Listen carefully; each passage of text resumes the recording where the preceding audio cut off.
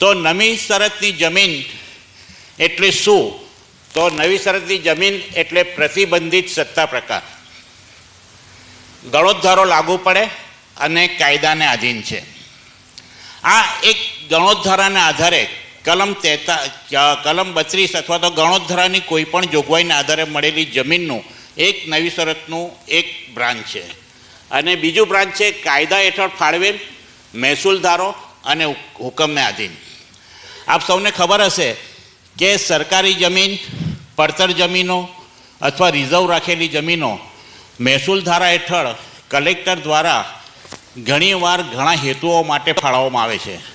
દાખલા તરીકે સ્કૂલ માટે, હોસ્પિટલ માટે, જાહેર સખાવત સંસ્થા માટે અને કેટલીકવાર ઉદ્યોગો માટે કે ખેતીના વિકાસ માટે. આમ અનેક હેતુઓ માટે કલેક્ટર તરફથી જમીનની ફાળવણી કરવામાં આવે છે. એ જે ફાળવણી કરવામાં આવે છે તેમાં પણ એમના હુકમમાં એક શબ્દ લખેલો હોય છે કે આ ફાળવણી નવી શરતની જમીન તરીકે ગણવાની રહેશે.